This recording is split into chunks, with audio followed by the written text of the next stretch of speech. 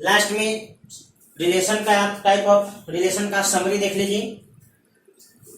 देखिए, सबसे पहले आपको बताए हैं ट्राइवियल रिलेशन।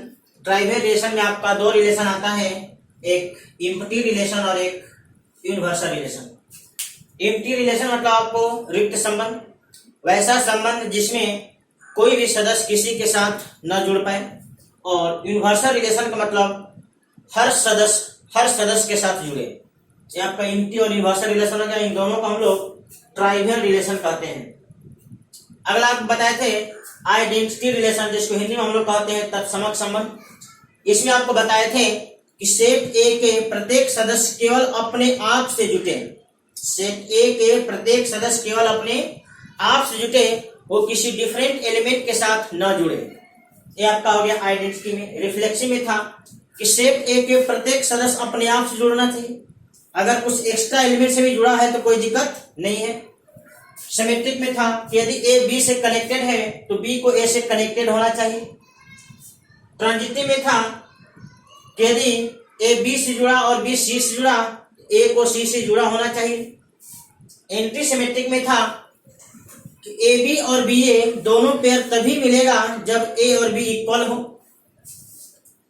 और एसिमेट्रिक में था कि यदि ए बी है तो बी ए नहीं होना चाहिए for all a and b. आपको ये सभी आपको रिलेशन के टाइप हैं, इसमें गौर से देखिएगा। तो एक trivial relation, identity relation, reflexive, symmetric और ट्रांजिटिव, यहाँ तक आपका एनसीईआरटी का सिलेबस है। ये दोनों आपको एनसीईआरटी के सिलेबस में दिया हुआ नहीं है, फिर भी आपको हम डिस्कस कर दिए क्योंकि प्राइवेट किताब में आपको इसका चर्चा किया हुआ रहता है। इन सभी रिलेशन का मैथमेटिकल कंडीशन देख लीजिए। आइडेंटिटी रिलेशन का मैथमेटिकल कंडीशन है only a comma a belongs to relation for all a belongs to set a. Set a के सभी सदस्य के लिए ए कॉमा ए का केवल पेयर होना चाहिए। रिफ्लेक्सिव का शर्त है ए के सभी सदस्य के लिए ए कॉमा ए का पेयर होना चाहिए, अगर कुछ एक्स्ट्रा भी है तो कोई प्रॉब्लम नहीं। सिमेट्रिक में ए बी है तो बी ए का पेयर होना चाहिए for all a comma b belongs to set a. Transitive में ए बी है, बी सी है तो ए सी होना चाहिए for all a b c belongs to set a. और एंटी सिमेट्रिक में है if a is equal to b, यदि ए और बी इक्वल है तो ए बी का पेयर और बी ए का पेयर होना चाहिए। अगर ए और बी इक्वल नहीं है तो ये पेयर दोनों नहीं होना चाहिए।